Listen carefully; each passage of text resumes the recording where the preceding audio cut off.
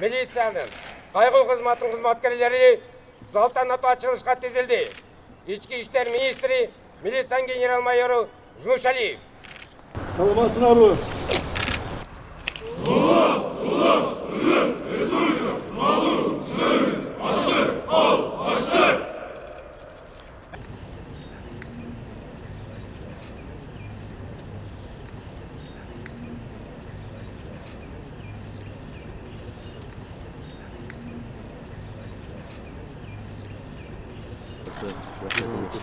Қарағанда жақсы. 10 литр аппарат планшеттер болады. Бұл планшеттер айыппұл төлемегендерге іздеуде жүрген машиналардың бәрі қызметкер үшін планшеттермен тексерсін. Онлайн режимде. Мына бүгінгі күні жаңы қайғылы қызмет қандай техникалық жабдықтармен қамтылып отыр. Дөңгелек құлпы, бұл деген транспорт қаражат тура емес жерге тоқтап тұрса, автоунаның водителі жоқ болса, қызметтер қолдануға болады. Атайын планшет.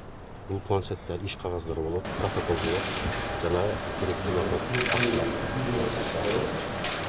Бұл видеорегистратор қызметтердің көкірегінде тағым тұрады 8 сағаттан 10 сағаттан өчірбейді.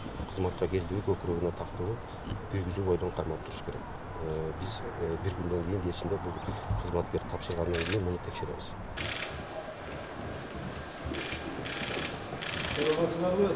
Саламат, президент!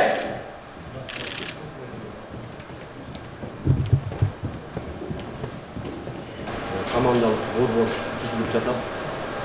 Бұл борборда бүгінгі күні Бишкек шаһары бойынша 60 видеокамера елдер көп жайларда орнатылған. Анын 20-сы адамдың жүзін танушы камералар, 20-сы жөнөкөй, жана 20-сы айлампа камера. Бұл Бишкек шаарында бардык ошол элдер көп жайларда бүгүнкү күнү орнотулган.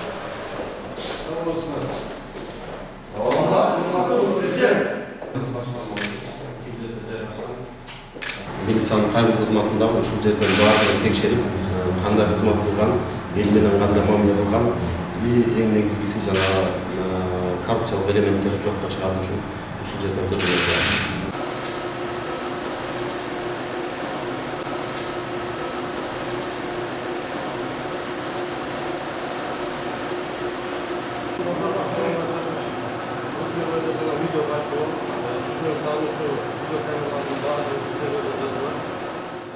Бүгін біз сіздерменен саналыптештірген командалық борборду аштық.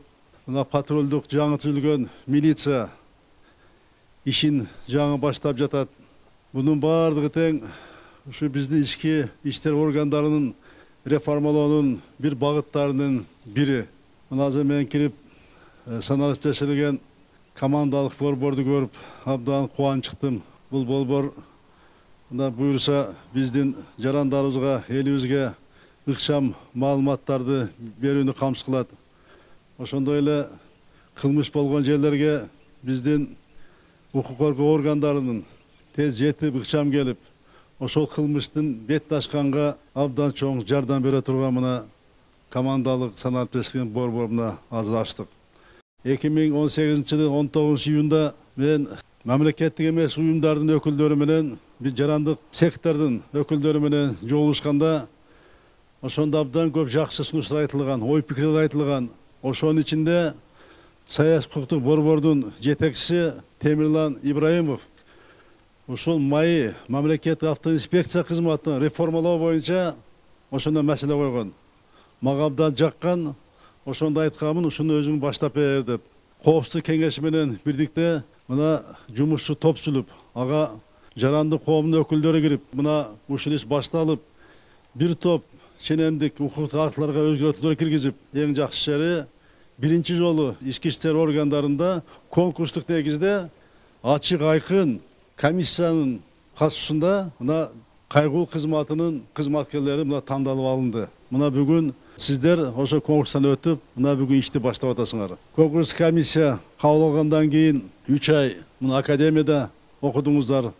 Мына азыр ушу кызматты аткарганга мен ойлойм, сиздер даярсыздар деп. Бул патрульдук милиция мына айтып кеттим, Бишкек шаарынан башталып атат. Бул азыр жылдын аягына чейин толугу менен бардыгы камтыйт Бишкек шаарын.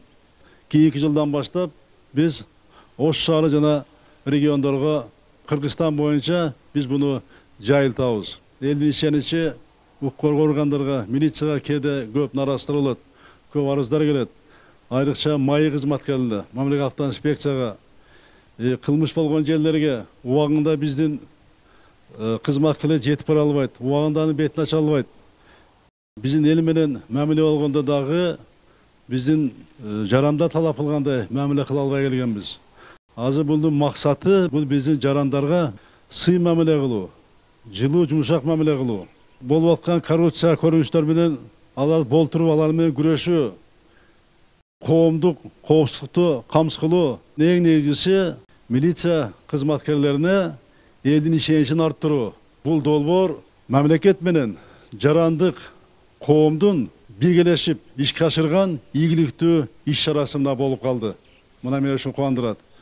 Мына ушундай тажрыйба мына биз үчүн, мамлекеттик органдар үчүн, жетекчилик үчүн абдан баалуу тажрыйба. Ушул тажрыйбаны буйруса келечекте биз башка тармактарга мына колдонобуз.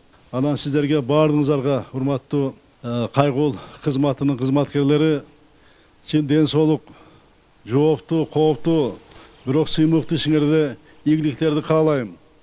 Биз ишенебиз, сиздер өзүңөр ишкер менен, аракетиңер менен биздин милиция бизди сактайт деген элдин ишеничин толугу менен кайра алып келесиңер деп. Сиздер кандай иштесеңер, эл ошондой баа берет. Ошон үчүн элибизге, жерибизге ак кызмат кылып бергиле. Баардыгыңарга ийгилик каалайм. Кудайым колдосун силерди.